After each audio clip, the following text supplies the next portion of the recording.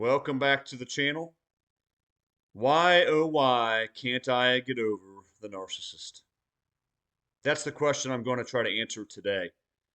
And I don't mean myself, because it's been now a few years since I was still in the trauma bond, still stuck and trapped, thankfully. But I know from talking to so many of you and people outside of the channel, more and more, and new people, I see just how hard this really is. So the first thing I want to tell you is, if you are still struggling to get over the narcissist and you're beating yourself up about it, why am I still here? Why am I not further along? How is it that I still think about this person? It's been so long. Insert the time, however long it's been for you. If that is what you're thinking, first of all, take that load of bricks off your back and set it down. Just set it down.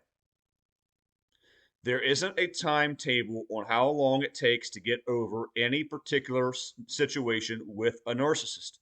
There just isn't. However long you think it's taken, if you think it's been too long, that's just as long as it takes. There is no cut and dried, concrete, quick answer to this question. There just isn't. Now, that doesn't mean that there aren't people who impede their own progress. There are a lot of people who impede their own progress. And how do you do that, you might wonder? Well, if you are still deliberately contacting the narcissist, you're still allowing the narcissist to come and contact you, you still have open avenues, open windows, you still are at least subconsciously or consciously trying to have them in some way, shape, or form a part of your life. Somehow, if you're doing anything to somehow keep them involved, you're impeding your progress. You just are. There are people who stay stuck in these webs, these entanglements for so long, and what they fail to understand is that the narcissist will keep you there, just right there, just right where they want you, as long as you allow them to. The narcissist dream scenario is that they have something with you and it ends, and then they're able to just call on you whenever they want. That is their ideal situation. They love nothing more than to shelve people and return to them whenever they see fit. Some people don't realize that. The situation with the narcissist doesn't fully end until you end it. And you might be thinking, well, no, I got discarded. Brian, I got discarded. That's not the end. That is almost never the end. Even if they discarded you, and let's say it's been a year or two and you've never heard from them, there's still a good shot you will at some point. Maybe not. It's not a guarantee. The Hoover's not a guarantee, especially anymore. Dating apps, endless sources of supply, that sort of thing, but there's still a high probability. Usually, that situation ends when you are ready for it to end and not sooner than that. So some people keep themselves stuck. They think, well, I'll just dip my toe in the water a little bit, just a little bit, and it'll be okay. It'll be fine. I can keep them there just a little bit in my life, and it'll be fine. I can get over them and also kind of keep them there. No, you can't. Otherwise, besides impeding your own progress, sorry, let me adjust my computer here. It's slipping on me. Besides impeding your own progress, take a load off. It it simply has to run its course. Getting over them takes as long as it does. So if you're still wondering why it's been 2 years and they're still on your mind, at least at times, and now I want to tell you though why it is the case. Because when you deal with a normal person, a relatively healthy, stable person, of which there are a few of, there's like 10 of them today. But if you do deal with that, it's not like this, is it? It's just not like this at all. I mean, I remember, let's just as an example, a couple people I either was going out with or was a had a big crush on, we'll say, very, very early in my life. Very, very early. Late teens. Or, late teens. We'll say that. When things didn't go anywhere or they ended, you grieve a little bit. You're very disappointed. You are let down, especially people like me, probably many of you. You don't like people, really like people very often. It's just rare. So when you do and it doesn't work out, it sucks. In one of those cases, I remember my high school girlfriend, really the first girlfriend I ever had. At this point, I don't count it. I mean, I was 17. It doesn't really count. You're kids, but that person left me for another person, which just happens so frequently today. That's what most people do. I've talked about monkey branching before, and it's very particular to a certain gender. I don't know why that is, but it's most prominent, I'll say, with a particular gender. So I got monkey branched, and I grieved, and it bothered me, and it broke my heart at that age. But once I was through that process, I was done. Even with that scenario, I was done. It didn't linger on and on and on and on. Once I kind of got over it, I was fine, and it never bothered me again. It doesn't work that way with a narcissist. And the reasons why are, first of all, let's talk about the broad reason because it's very simple. What is going on with the narcissist at its core is a spiritual issue. I've said this from day one, maybe from my first video, and I'll always say it. Narcissism is, at its foundation, at its core, a spiritual disorder. It's a spiritual problem.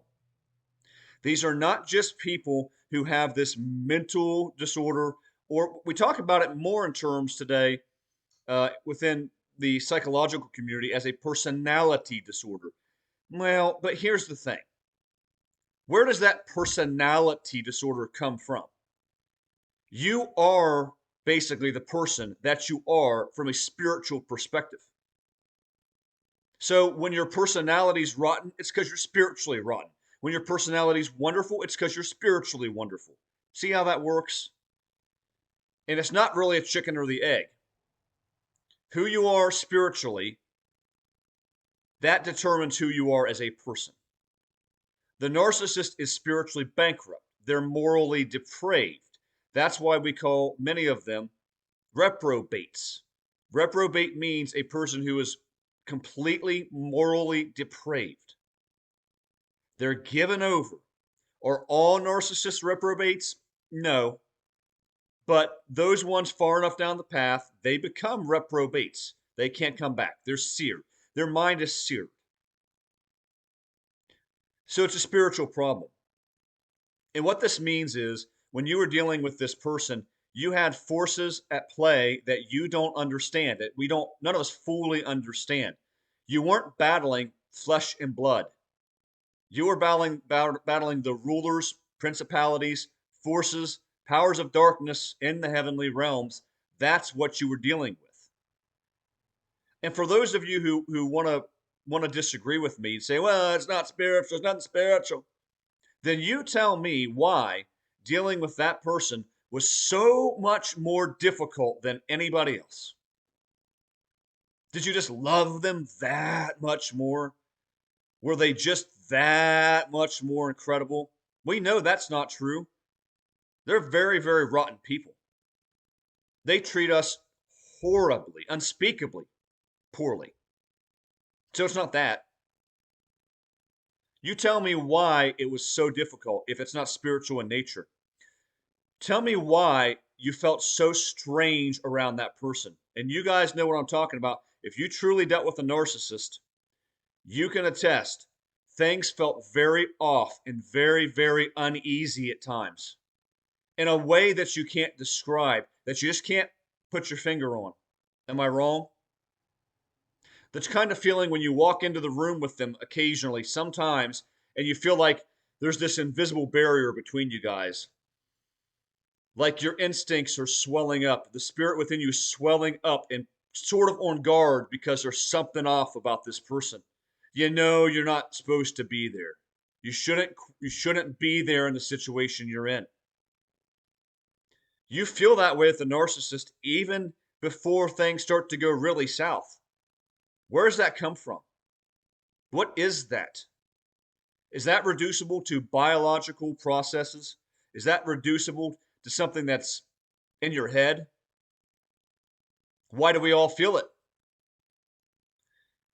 Why is it that they seem to know things they shouldn't know? Why is it that they'll text you things sometimes or say things to you that you weren't even discussing with them? Why? Why might they shoot you a text message about something you were just thinking sometimes? That's odd, isn't it?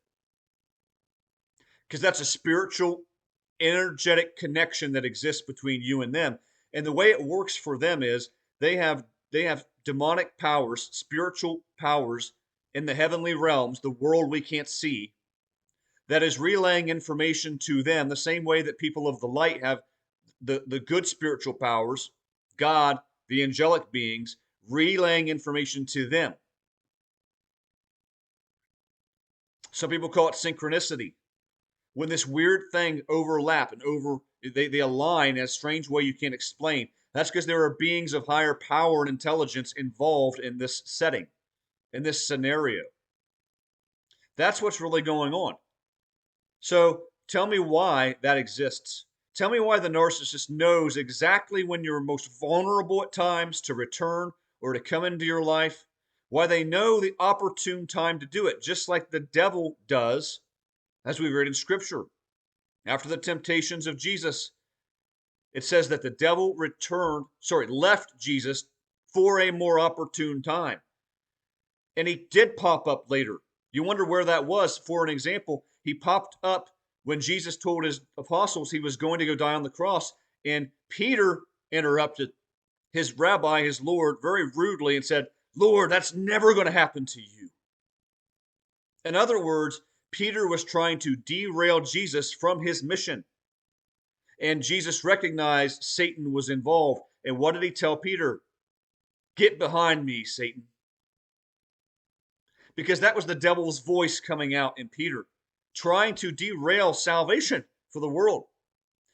The devil did pop up at opportune times. And other ones I'm sure we don't read about. Think he just left Jesus alone forever? No, he didn't. The narcissist knows when to come and when to go. Somehow. How do they know? How do they know that? It's spiritual. You're dealing with a person who is operating with powers, involved with powers. I call it demonic attachment that we don't totally understand, but there is no other explanation for how that happens. And there's definitely no other explanation for why you feel the way you feel around them.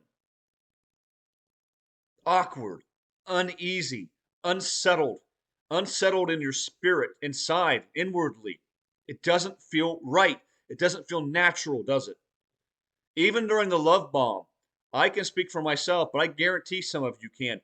The love bomb, how great it felt and ooey gooey and oh, but it also felt wrong, didn't it? It also felt wrong. There were red flags going off in our minds that we ignored and dismissed because it never felt right. But we pressed forward for a lot of reasons. We didn't know what narcissism was. It felt good. We liked somebody who seemed to really be into us. There's lots of reasons. But it didn't feel quite right, did it? And that just continues and gets worse as the relationship unfolds.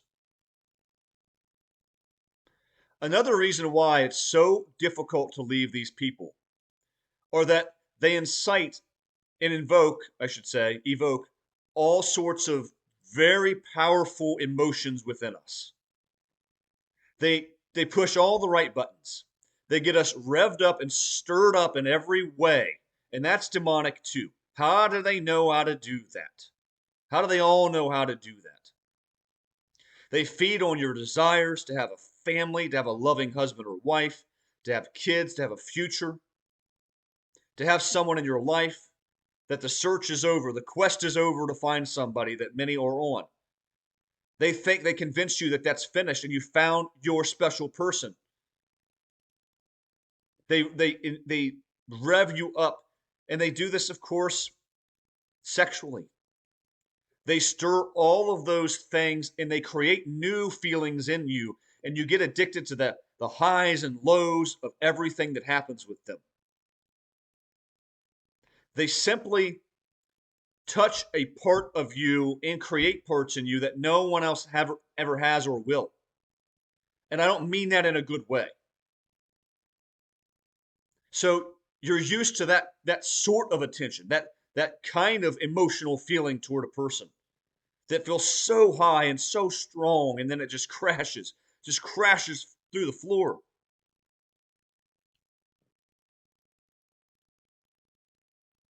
Those situations that burn really wildly hot, just red hot so fast, they crash out and fizzle out much quicker, and it leaves a gaping hole within you when it does.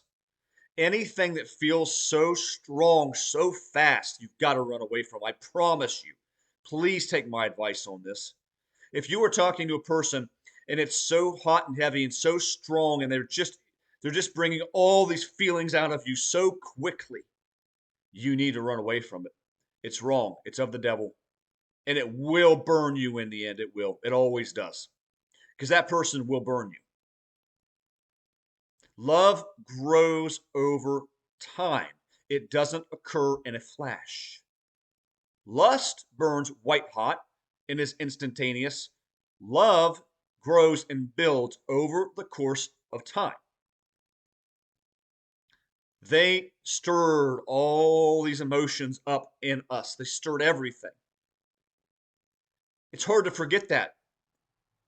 You long to go back to those times when you felt that way, when you had a great evening, or you texted all evening long and you felt so close to this person, and there was this high, this adrenaline rush. And that gets to the point too, is they hijack your nervous system. They give you what equates to little doses of drug, of narcotic. These things, these excitement, these adrenaline rushes become a drug, a hit, and they get you used to them. And they give them to you, then they pull them away. And they give them to you, then they pull them away. And you get in this wishy-washy pattern. And that gets you flat out addicted to that person. So you're addicted. You're an addict. We were all addicts to that person. They were the drug. Their attention was the drug, and we were addicts. And we didn't know that. We never thought of being addicted to a human being. But that's what they do to us, because it's demonic. Let's face it, it's demonic. These are the things that they do to you. And here's a really, really big one that I've got to point out. The person that they sold to you was a lie. We know that. It wasn't the truth. They dressed themselves up for the occasion. They put on just the right mask for you, and they appeared to be exactly what they needed to be for you. Even when the situation goes on and you realize this was a complete farce, this was a lie, they're a vapor, they're not real, this was an illusion, you still can't quite shake what you saw. It's called cognitive dissonance, basically, is what they call it. You think something about reality, and then when you're presented with something counter to that, it doesn't align. And it creates this confusion within you. And even after things end, and I'm telling you because I have experienced this too with particular individuals, you have a tendency to think somewhere in the deep recesses of your mind, maybe that person is or can be what they appeared to be. You almost gaslight and trick yourself because what you saw in the beginning was so strong, such a strong representation of everything you wanted, and they portrayed something so strongly to you that you can't ever totally get rid of that image of the person. It's like a stamp, an imprint on your mind. I I'm telling you, I know this from experience. So even when you see the filthiness and the corruption come out of the person, there's still part of you that harkens back to the one that you met and the one you saw for however long. You just can't quite shake it, that image that you saw that you wanted so badly. So that is why you stay stuck and why it takes so long to get over these people. Because you still think to yourself, maybe it's them. Maybe that thing I saw really was them. It wasn't all the bad stuff. Maybe it was really that person. And it wasn't. It just wasn't. And last but not least, we stay stuck because the trauma bond. And the trauma bond is, without any question, a spiritual spell. It's a spell. It descends upon you like a spirit of stupor, and it just makes you go, That's what it does to you. It descends upon someone the way a spell descends upon someone. You don't think spells are real? Or you think spells have to be conjured by some witch under the enchanted moonlight? She's under the enchanted sycamore and under the moonlight and saying all these things. That's not how this is done most of the time. I'm not saying people don't put literal curses on other people or try to. The spell is done through their actions and behavior, what things it does to you. Like I said, that wishy-washy pattern where you're seeking their approval and they give it to you, then they withdraw, and you get their attention, then they withdraw, and they create this dependency. It also jacks with your mind completely. You start to think they're the only ones in the world. You have this completely unnatural attraction to them. Getting to it again. How many times have you been attracted to a person? You had a crush, or you dated them a little bit, or you were in a relationship, or you really liked them, but it never felt like that, did it? It never felt like it did with the narcissist. Why was it so unreal, so incredibly strong with them in a way it's just not with other people? Because it's spiritual. And you were under a spell. And that spell, guys, is the hardest thing on God's green earth to break. It's the hardest thing to break that there is. I am telling you. It is the strongest addiction known to man because it's a spiritual addiction. You're living under a cloud. It's a stupor. It's delusion and it's a spell. You just can't shake the person. Why do you think, is it natural? Is it natural to ruminate all the time about somebody and think, where are they? Who are they with? What are they doing? Are they going to text me again? Am I ever going to talk to them again? Where?